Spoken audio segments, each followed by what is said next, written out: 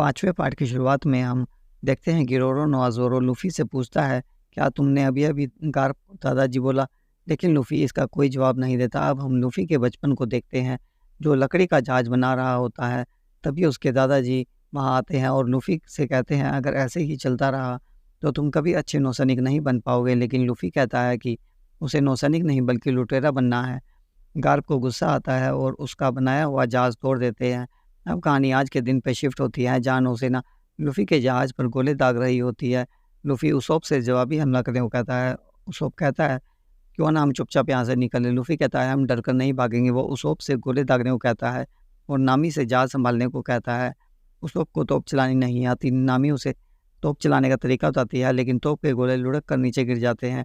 Garp उन्हें आत्मसमर्पण करने को कहता है, लेकिन लूफ़ी मना कर देता है। गार्प गुस्से से तोप का गोला उठाता है और लूफ़ी की तरफ फेंकता है। लूफ़ी खुद को गुब्बारे की तरह फुला देता है, जिससे वो गोला उसे टकरा कर वापस नौसेना के जहाज को लग जाता है। अब नामी जहाज को लेकर कोहरे में गायब हो जाती है और पूछती है, जहाज का कितना नुकसान हुआ। ज़ोरो बताता है, ज़्यादा नुकसान नहीं हुआ। नामी ज़ोरो से कहती है कि तुम्हें लूफ़ी से नौसेना के उपसेनापति को दादाजी बोलने के बारे में बात करनी चाहिए। ज़ोरो लूफ़ी के पास जाता है, पूछता है कि तुम्हें कुछ बात करनी है क्या। लूफ़ी कहता है, नहीं। तो ज़ोरो वापस जाता है और नामी से कहता है, मुझे तो वो ठीक लग रहा है। तभी लूफ़ी पूछता है कि तुम्हें कोई खुशबू आई क्या। बाकी पूछते हैं, किस तरह की खुशबू। लूफ़ी कहता है, खाने की खुशबू, आसपास ही कहीं खाना बन रहा है। लूफ़ी नामी को सूंघ कर रास्ता बताता है, जिस तरफ से खुशबू आ रही है। अब वो एक होटल पहुंचते हैं जिसका नाम बराटे है। वो अंदर जाते हैं और रिसेप्शनिस्ट से पूछते हैं, टेबल कहाँ है। वो बताता है कि आपको टेबल बुक करना होगा और 3 हफ्ते बाद बारी आएगी। नामी उसे रिश्वत देती है, तो वो उन्हें टेबल दे देता है। अब हम एक कुक को खाना बनाते हुए देखते हैं जिसका नाम सांजी है। तभी उस किचन में दूसरा कुक आता है और कहता है, ये तुम क्या बना रहे हो, ये तो आज के मेन्यू में नहीं है। सांजी बेल बजाता है और कहता है, खाना तैयार है। तभी ज़ैफ आता है, जो इस होटल का मालिक है, और सांजी को इस डिश को बनाने के लिए डांटता है और किचन से बाहर निकाल देता है और बाहर जाकर वेटर का काम करने को कहता है। बाहर 2 लोग आपस में झगड़ रहे होते हैं। सांजी उन्हें कहता है, यहाँ लड़ना यहाँ के नियमों के खिलाफ है। वो दोनों जैसे एक दूसरे पर हाथ उठाने लगते हैं, सांजी उन्हें मारता है और लूफ़ी की टेबल पर ऑर्डर लेने जाता है। वहाँ वो उनसे ऑर्डर लेता है और नामी से इस तरह बात करता है जैसे वो उस पर लाइन मार रहा हो। उसके जाने के बाद बाकी लोग नामी को चिढ़ाने लगते हैं। अब हम नौसैनिकों को देखते हैं जो जहाज़ की मरम्मत कर रहे होते हैं। गार्प एक लुटेरे को फ़ोन करता है जिसका नाम मिहोक है। मिहोक वहाँ एक एक और लुटेरे है और उसकी पूरी टैली के साथ अकेला लड़ रहा होता है और वो अकेला उन सबको फ़ोन पर बात करते हुए ही मार देता है। गार्प उसे लूफ़ी को ज़िंदा पकड़ कर लाने का काम देता है। कोबी उनकी ये बात छुप कर सुन रहा होता है।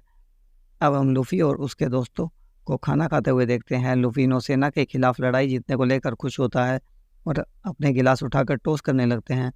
लेकिन नामी कहती है, हमारी कोई तैयारी नहीं थी, ना ही तालमेल था। हमें जिस तरह लड़ रहे थे, हमें तो डूब के मर जाना चाहिए था। तभी सांजी बिल लेकर आता है और लूफ़ी उस पर साइन कर देता है। सांजी उस बिल को लेकर वहाँ से चला जाता है और ज़ैफ आता है और पूछता है, यहाँ मंकी डी लूफ़ी कौन है। और लूफ़ी से कहता है, यहाँ उधार नहीं चलता, बिल भरने को कहता है। लूफ़ी कहता है, बिल का भुगतान तो हो चुका, लेकिन बस हमने इसके पैसे नहीं दिए हैं। और कहता है कि मैं 1 पीस ढूंढ कर आऊँगा और आपके पैसे चुका दूंगा। ज़ैफ उसे खींच कर किचन में ले जाता है और उससे बर्तन धुलवाता है और कहता है कि जितना तुमने और तुम्हारे दोस्तों ने खाया उसे चुकाने में 1 साल लग जाएगा। तभी सांजी किचन में आता है। ज़ैफ उसे बाहर जाकर वेटर का काम करने को कहता है, लेकिन सांजी वेटर का काम करने से मना कर देता है। ज़ैफ उसे कहता है, ठीक है, लेकिन अगर एक और बार मेरे होटल में घटिया खाना बनाया तो मैं तुम्हें किचन से बेदखल कर दूंगा। उधर लूफ़ी सांजी का बना हुआ खाना टेस्ट करता है। अब हम लूफ़ी के दोस्तों को देखते हैं। उस वक्त कोई ड्रिंक पी रहा होता है। ज़ोरो उसे सावधानी से पीने को कहता है, लेकिन उस वक्त कहता है उसे नहीं लगता इसमें कोई शराब मिली हुई है। नामी को देख ज़ोरो उसे कहता है, तुम कब से गिलास को देखे जा रही हो। नामी कहती है, तुम्हें नहीं लगता लूफ़ी ने नौसेना से पंगा ले लिया है। ज़ोरो कहता है, हम जहाँ भी गए हैं दुश्मन बना कर आए हैं, ये नौसेना वाले हमारा क्या कर लेंगे। नामी कहती है, मुझे कैदी नहीं बनना है, और शराब लेने के बहाने वहाँ से जाती है और शराब वाले से पूछती है, अगर मुझे कैनोमी आइलैंड तक सुरक्षित पहुँचना है तो किससे बात करनी होगी। वहाँ पास में खड़ा एक आदमी कहता है वह उसे पहुँचा देगा, लेकिन इस काम के पैसे लगेंगे। और उसे पूछता है, क्या तुम्हारे दोस्त भी साथ होंगे। वो कहती है, नहीं, सिर्फ मैं अकेली जाऊँगी। वह उसे अपने रुकने की जगह बताता है और कहता है, सुबह तैयार रहना। अब हम कोबी और हेलम्पो को सफाई करते हुए देखते हैं। हेलम्पो उससे पूछता है कि क्या हुआ। कोबी कहता है जो तुमने गार्प के बारे में कहा था मुझे लगता है वो बिल्कुल सही है। कोबी उससे पूछता है कि क्या तुमने मिहोक का नाम सुना है। हेलम्पो बताता है कि वो दुनिया का सबसे बेहतरीन तलवारबाज है और वो 7 सौदागरों में से एक है। ये 7 सौदागर 7 सबसे खतरनाक लुटेरे हैं। पूरे समुद्र पर इनका राज था। जो भी इनके रास्ते में आता वो उन्हें ख़त्म कर देते। सरकारें चाहें तो इन्हें रोक सकती थी, लेकिन इसका मतलब होता एक खतरनाक जंग। लेकिन उन्होंने सोचा इन्हें अपने साथ रखने में ही भलाई है, इसलिए उन दोनों में सौदा हुआ। वो नौसेना के लिए काम करेंगे, बदले में उन्हें कुछ भी करने की आज़ादी होगी। कोबी कहता है कि लुटेरे वाले सारे काम।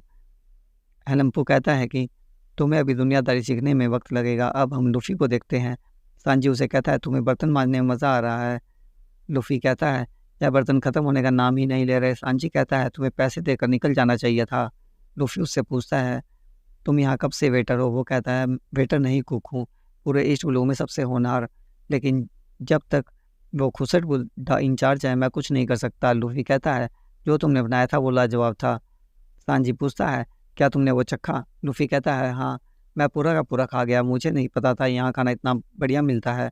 सांजी कहता है बुड्ढा मुझसे जलता है, इस जगह का इंचार्ज मुझे होना चाहिए था। लूफी कहता है तो बराटे का अव्वल कुक बनना तुम्हारा सपना है। सांजी कहता है एक जगह है जहाँ चारों समुद्र की उम्दा सामग्री मिलती है, जिसे आल ब्लू कहते हैं। किसी को नहीं पता वो कहाँ है, एक दिन मैं उसे ढूंढूंगा, ये मेरा सपना है। तभी वहाँ एक आदमी आता है और मदद मांगता है। वो कहता है मुझे भूख लगी है। सांजी उसके लिए खाना बना कर देता है। वो आदमी कहता है तुमने मेरी जान बचाई, मैं 1 हफ्ते से समुद्र में तैर रहा था। लूफी सांजी से कहता है तुम एक अच्छे कुक ही नहीं बल्कि अच्छे इंसान भी हो, तुम्हें मेरी टोली में शामिल हो जाओ। सांजी कहता है लेकिन मेरे पास नौकरी है।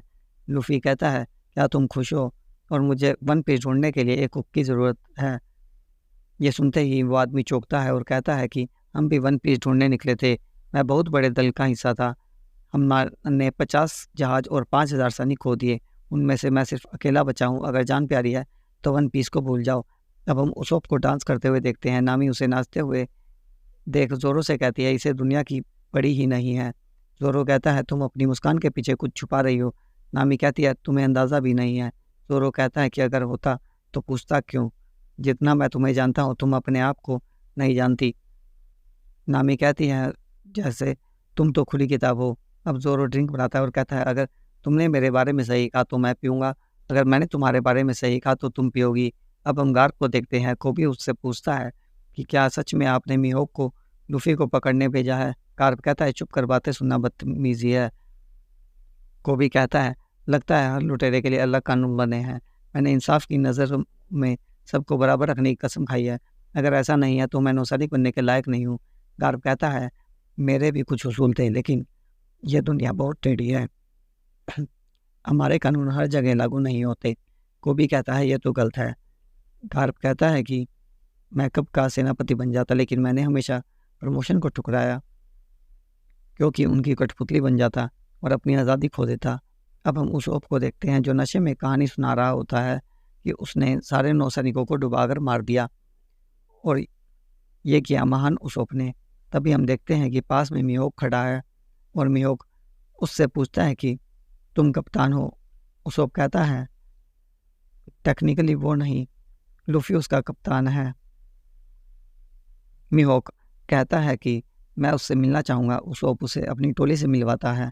मिहोक पूछता है तुम में से लूफी कौन है। जोरो उसे देख पहचान लेता है और कहता है तुम तो मिहोक हो। नामी कहती है कि हम किसी लूफी को नहीं जानते। तभी जोरो खड़ा होता है और मिहोक को लड़ने की चुनौती देता है। मिहोक कहता है तुम्हारे बारे में कभी नहीं सुना। जोरो कहता है लोग मुझे लुटेरों का शिकारी बुलाते हैं, मेरा एक ही सपना है मैं तुम्हें हरा दूं और दुनिया का सबसे बेहतरीन तलवारबाज बन जाऊं। वो चुनौती कबूल कर लेता है। अब हम लूफी को बर्तन मांजते हुए देखते हैं। जेफ वहाँ आता है और कहता है तुम्हारा काम अभी ख़त्म नहीं हुआ। लूफी उसे कहता है अगर आपको लगता है एहसान जी तुम्हारी वजह से अपना सपना भूल जाएगा तो आप गलत हैं। आपने उसे किचन से निकाला ज़रूर है, लेकिन आप उसे खाना बनाने से नहीं रोक सकते। तभी यूसुफ वहाँ आता है और कहता है एक दिक्कत हो गया, और साथ चलने को कहता है। अब हम नामी को देखते हैं जो ज़ोरों से चुनौती वापस लेने को कह रही होती है। लूफी वहाँ आता है और पूछता है कि क्या हुआ। नामी कहती है कि तुम्हारे दादाजी ने तुम्हें पकड़ने के लिए सौदागर को भेजा और जोरो ने भागने का मौका होते भी उसे लड़ने की चुनौती दे दी। अब नामी जोरो से बहस करने लगती है। लूफी जोरो से कहता है मेरे हिसाब से भी ये ठीक नहीं है। जोरो लूफी से कहता है जब तुमने मुझे बंधे हुए खूंटे से छुड़ाया था तब मैंने तुम्हें क्या कहा था? लूफी कहता है कि तुमने कहा था, तुमने किसी से वादा किया था कि तुम दुनिया के बेहतरीन तलवारबाज बनोगे। ज़ोरो कहता है कि यह तभी होगा जब मैं उसे हरा दूँ। नामी कहती है कि भले ही तुम्हारी जान क्यों ना चली जाए, और लूफी से उसे समझाने को कहती है। लूफी कहता है कि ये उसका सपना है और मैं किसी के सपने के बीच में नहीं आना चाहता। अब हम देखते हैं कि नामी अपना सामान लेकर छुपकर उस आदमी के पास जाती है जिसने उसे पैसों के बदले सुरक्षित पहुंचाने का वादा किया था। और इधर हम लूफी, उसोप और ज़ोरो को देखते हैं जो मिहोक के पास जाते हैं। मिहोक लूफी को देख कहता है, मुझे नहीं पता था नौसेना वाले मुझे तुम जैसे चूहे को लाने भेजेंगे। ज़ोरो कहता है कि बातें बहुत हुई, अब मिहोक और ज़ोरो लड़ते हैं। मिहोक वो छोटी सी जैसे कोई खिलौने हो उस तलवार से लड़ता है, लेकिन वो उस तलवार से भी ज़ोरो से को ऐसे मार रहा होता है जैसे वो उसके सामने कोई बच्चा हो। मिहोक वो छोटी सी तलवार उसकी छाती में मारता है और उसे हार मारने को कहता है। ज़ोरो हार मारने से मना करता है और कहता है, इससे मेरा सपना टूट जाएगा। अब मिहोक अपनी असली तलवार निकालता है और ज़ोरो भी अपनी तीसरी तलवार निकालता है और दोनों लड़ने लगते हैं। मिहोक एक बार से ही उसकी दो तलवारों के टुकड़े कर देता है और उसे कहता है, तुम हार चुके हो, मान क्यों नहीं लेते? ज़ोरो अपनी तलवार म्यान में वापस डालता है और अपना सीना आगे करके कहता है, एक सच्चा तलवारबाज कभी पीठ पर घाव नहीं खाता। नामी वापस वहाँ आ जाती है और मिहोक उसके सीने पर वार करता है जिससे ज़ोरो बुरी तरह घायल हो जाता है। अब मिहोक लूफी से पूछता है कि अब तुम्हारा क्या सपना है? लूफी कहता है, मैं लुटेरा का बादशाह बनूंगा। मिहोक कहता है, ये तो मुझे हराने से भी ज़्यादा मुश्किल है। लूफी कहता है, फ़र्क नहीं पड़ता। मिहोक कहता है, अगर किस्मत ने साथ दिया तो शायद एक दिन बन जाओ। और ज़ोरो से कहता है, तुम इतनी आसानी से मर नहीं सकते, ताकतवर बनो और ढूंढो मुझे, मैं इंतज़ार करूँगा।